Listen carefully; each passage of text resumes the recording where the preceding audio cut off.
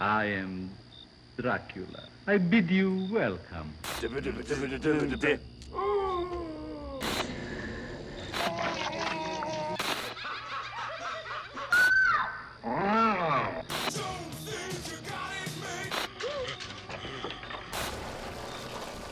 This Halloween, you won't like me when I'm angry. The Bloodstone. Papa. I bid you welcome.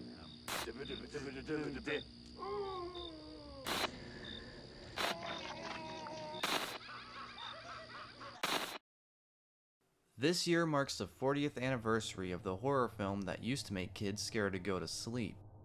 A film that would earn itself a spot in the top 3 of slasher icons, as well as immortalizing its villain for decades to come. Astonishingly, a film that was actually deemed culturally significant by the film registry, Wes Craven's A Nightmare on Elm Street. Although it was released in November, marking the actual anniversary, watching the movie during spooky season just makes more sense. Nightmare is a late golden age slasher film. This refers to the late 1970s, most commonly starting with Halloween.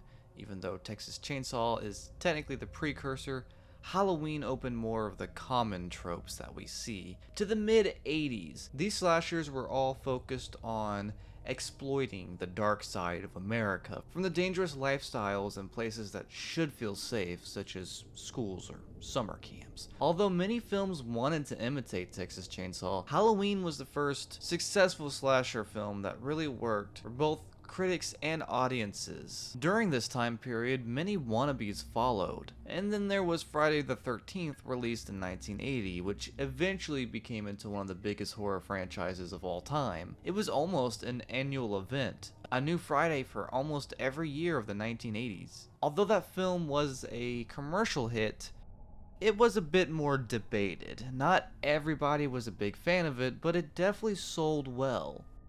During this time period, Wes Craven was making his name known slowly. Early in his career, he worked in adult films under fake names to pay the bills. After all, how many people in porn actually use their real name? In the early 70s, he started to make feature films. Most notably was his first film, The Last House on the Left, which is a sort of I Spit on Your Grave precursor, a revenge film about a teenage girl sexually assaulted on her birthday, and her parents seek their revenge. It was shot on a literal shoestring budget, and Craven didn't even think that many people were gonna see it. So, he went a little crazy with it, since he didn't think he would get that much backlash anyway. The film, however, did get a much wider viewing, and his name was definitely out there now, but not in such a great light. The film has since been looked on more positively since its release, but back then they weren't so optimistic about it. All the backlash had Craven want to avoid working in horror, but the cheapness and convenience of horror filmmaking was just too good to pass up. He went on to make The Hills Have Eyes, which was a monumental film for Craven himself, as at that point he knew he was a horror director. The idea for Nightmare on Elm Street came to Craven from real-life events during the 70s. Southeast Asian refugees coming to the United States to escape the wars from their homeland were suffering from nightmares, and even some of them died in their sleep. It was a rather ingenious idea to create a slasher who attacks people in their dreams. Sleep, after all, is an escape for many of us. The rare time where we can be free from our real-world stress and horrors, but it's also the time when we're most vulnerable to the outside world. But instead of being killed in our sleep without the awareness of it, Krueger torments us in our dreams. In a dream where anything can happen, the rules of the normal world don't apply. Not only effective for horror, but makes some damn fun filmmaking too. Filmmakers have always been fascinated with creating dreamlike realities or just playing with dreams. Krueger was inspired by a childhood bully of Craven's, as well as a strange man that once frightened him when he was a youth. The idea of a killer in your dreams is interesting enough, but how to solidify that he is truly a monster? Craven then decided to make Krueger a child molester, later changed to a child murderer for fear of further ostracization on the film. Regardless, Krueger makes up one of the worst kinds of people. one who preys on children, takes advantage of their innocence, and tortures them. But Freddy was a true demon long before his curse. His design came out of desire to be different from the other popular slashers. The already non-vocal mask-wearing tanks were popular and had been done successfully. But why not have someone who can talk? In fact, why not have a monster who cracks jokes when he's about to kill you? It goes pretty far in the sequels. This, bitch! But they balanced it just right in the original. The knife glove was also born out of desire from something different. We've seen butcher knives, we've seen chainsaws, and, well, Jason and Pamela use damn near anything they can get their hands on. But usually we see the famous image of Jason with a machete. As for the iconic sweater, red and green are two colors that clash for the human retina, meaning they can be difficult to perceive. It was meant to cause discomfort for the viewer. Personally, I didn't really experience this, although I did find it interesting that people actually argue whether or not the stripes are black or green in the original film. They are green. Dark green, I'll grant you, but they're green. Crazy to think that Freddy put so much thought into his color palette. Once the film was written, getting it sold was the hard part. Many big-name studios rejected it. Funnily enough, one of the studios that did show interest was Walt Disney, although they wanted Craven to tone down the film to a PG-13 rating. Could you imagine A Nightmare on Elm Street being a Walt Disney production? Paramount turned it down because they had their own dream-based movie, and Universal just didn't have much faith in the script, but offered to look at it after it was shot, which wasn't very helpful to Craven, who was struggling financially at the time. Allegedly, he hung up the rejection letter on his office walls. The film was finally picked up by New Line Cinema, where dreams really are made for indie films such as Lord of the Rings or Ninja Turtles. New Line really wanted to produce the film, but they themselves didn't really have the funds and had to outsource as well. Ultimately, the film had just under $2 million, which given the final product is really impressive. They did make a pretty penny back too. Finding the right actor for Freddy was a challenge. Craven himself wasn't too sure what he should look like. Initially, he considered Freddy being another tank. Actors like Kane Hodder were considered, Hodder being one of the most famous actors to portray Jason Voorhees. Later went on to state that England ultimately was the right choice. The role almost went to David Warner, who had to drop out due to scheduling. England had been acting since the 70s, but wasn't a super big name yet. He had been getting more attention after his role in V the year prior, which, funnily enough, he played one of the good guys in that series. When auditioning for the role, his friend recommended that he act like a weasel, because in the stories they heard about child molesters in real life, the perps always looked rat-like.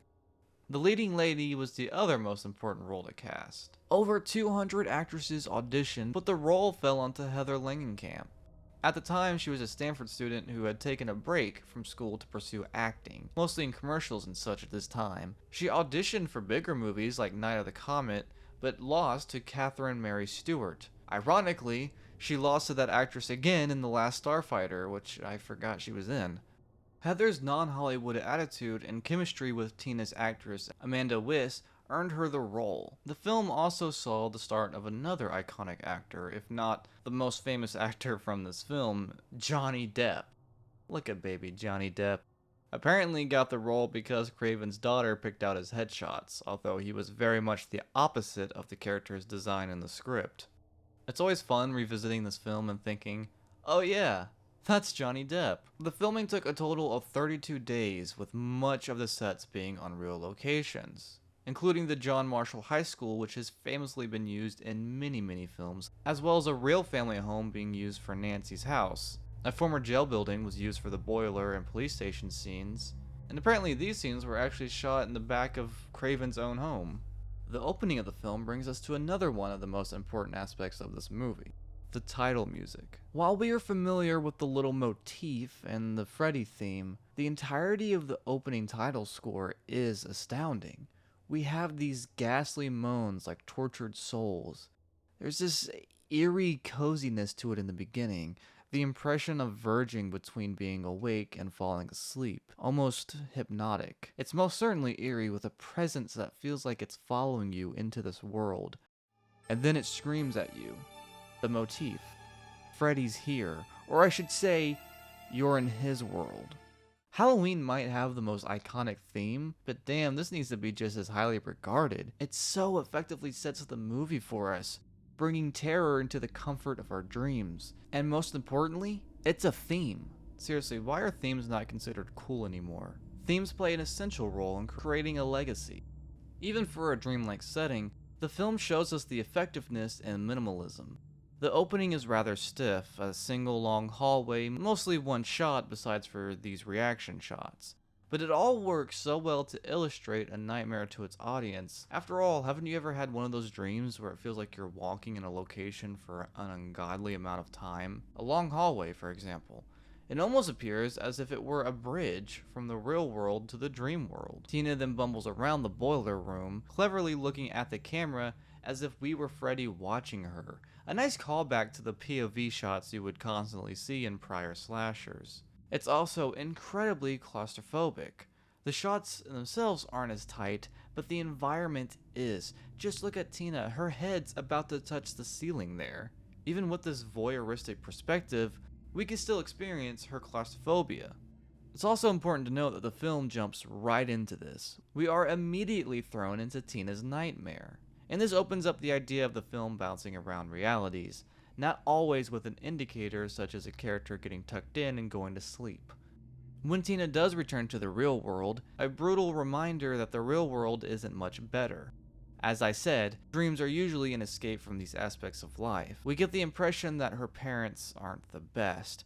Her mom doesn't do much to inquire if her daughter really is okay, but instead says this. Tina, honey, you gotta cut your fingernails. You gotta stop that kind of dreaming. Yeah, that's real helpful, and the father or stepdad or whoever this is doesn't really seem to give a shit. West herself had interpreted Tina as a victim of a dysfunctional family, someone constantly looking for escape and ultimately wasn't much of a survivor because of it.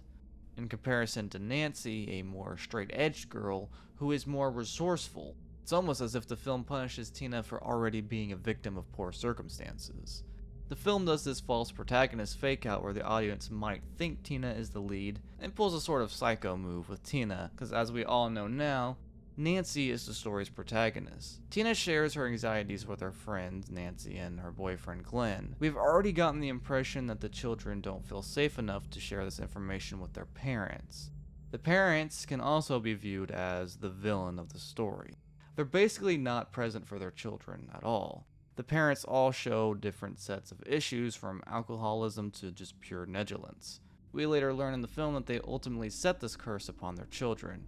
Given that the law wouldn't do anything about Krueger, they took it upon themselves. This self-justice is what created the Freddy demon, and now he exacts his revenge on their children. It's a nice approach instead of just punishing the teens for being delinquents or plain idiots. The film acknowledges that families play a major role, and there was this growing strain between the parents and their children. And the film demonstrates how dangerous that distance is. Throughout this time period, we're starting to see the decay of the American family. And the film illustrates it so beautifully and rather intelligently for the time. As if Freddy wasn't bad enough, the kids also have to work around their negligent parents. In horror films, you would usually see parent roles being plain ignorant, not wanting to believe their children, or accusing them of making up nonsense. It can be a frustrating trope. Nightmare almost exaggerates it so greatly, you have no choice but to see that the parents are suspicious. Mom, Dad, Martin died at school today. Ooh, I don't see what that has to do with groundskeeper Willie. They genuinely have evidence of what their children are saying, but still choose to not face their own past, willingly sacrificing their children's futures. Tina's taste in borderline abusive relationship, perhaps just a bad taste in men, is probably further evidence of unfortunate conditions. It's interesting how originally Freddy chose to take her to his lair, the boiler room, for his first encounter with her, but for his fatal attack, he chooses a more familiar setting. In fact, he prevents her from returning to her own home, a place that should be safety. Freddy is an asshole. The film then cleverly chooses to not show us Freddy killing Tina, but rather Rod's perspective, which is arguably far more haunting. Rod watches helplessly as she is violently killed, these effects done with a rotating set. Not only is she murdered by an unknown force, but now Rod is the likely suspect. Given his mannerisms, he's an easy scapegoat for the police, which, again, opens this failure in communication between adults and kids. This guy's an asshole for sure, but it's evident he isn't a killer. While he acts tough, he is still just a kid. Kinda. Also, Father of the Year here uses Nancy to hunt down Rod, bringing us to Nancy.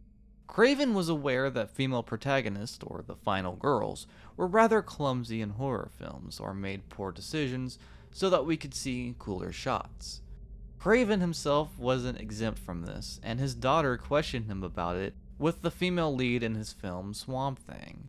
Craven wanted to create a protagonist who was intelligent and resourceful after getting scolded by his daughter. Even in horror films where female leads can win, they're still presented rather negatively, except for Ripley, but we already went over that film.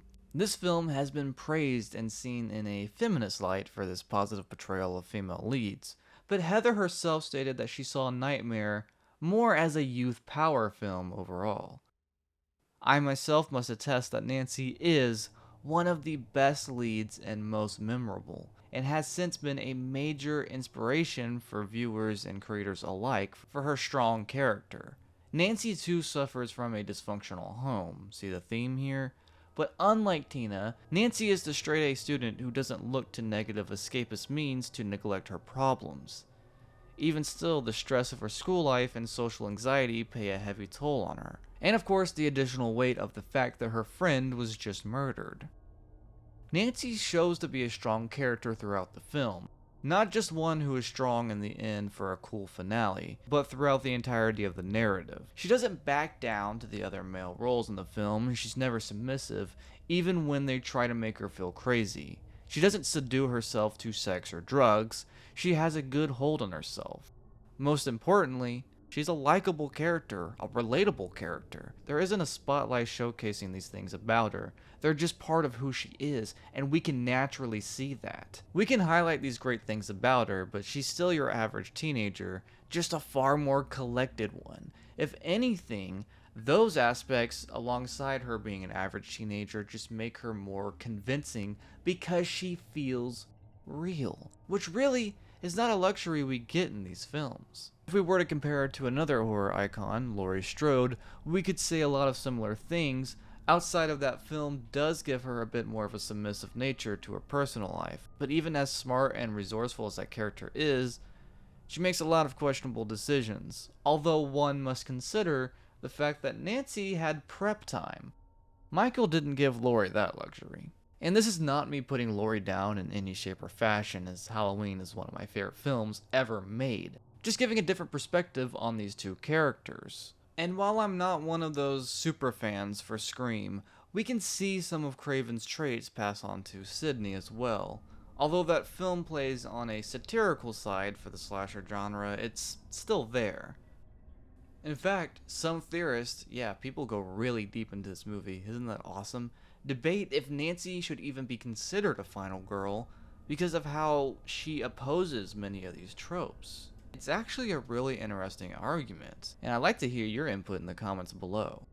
It's important to acknowledge that Nancy really does carry the story, a character we actually care for. Unlike other horror protagonists, we don't feel frustrated at them. We get frustrated at literally everyone else in the movie who keeps screwing things up. It's unfortunate because Nancy is the only character who's really truly trying to do the right thing, and everyone just sees her crazy for it. All because these damn adults won't own up to their own mistakes. The film explores her trauma as it did Tina's, but passes it off as crazy, and she is quite literally locked up, punished for being right and trying to fight off against being victimized. This is where the film gets really fun and starts to overlap reality in the dream world. One of the best examples is when Nancy is in class. very immediately after the death of her friend. The day goes on like normal, there's no heavy discussions about it, and the other students are frankly keeping their distance. The most Nancy gets here is a little pat on the shoulder. Her close friend has died, but the world must move on, and Shakespeare is the immortal one, I guess. As the student starts to read, Nancy begins to nod off, not in some overly dramatic fashion, but simply resting her eyes for a moment, and then bam, one of the most disturbing pieces of imagery from the film. But even still, the class goes on like normal. Everyone just ignores Nancy's struggles. Nancy wonders what the hell's going on. Is this a dream, or is she losing her mind? The scene then further transitions to Freddy and Nancy's first major encounter together. Who are you? I love how Freddy's answer to most things is just self-mutilation. Once Nancy does wake up, we can't help but feel a sense of embarrassment for her in the situation, particularly in the shot of students looking back at her. Although they don't really seem to be as judgmental as they are just confused. Nancy's attack in the bathroom is also an example of just how little it takes to fall back into the dream world. And then there's the sexual implications as well. The film wasn't as direct, or rather was censored as they had to rework Freddy's character, but it still does explore a lot of sexual abuse or trauma. We can point out all the bigger topics over the smaller ones, but it's really just an impression of how much thought was put into exploring the social issues at the time, and really handling it far more seriously than you would expect from a film of this nature. People really underestimate how thought out Nightmare on Elm Street really is. These quick blips for Nancy make us start to wonder just how little it takes to fall asleep, and when she will, or she even can, tough it out to stay awake.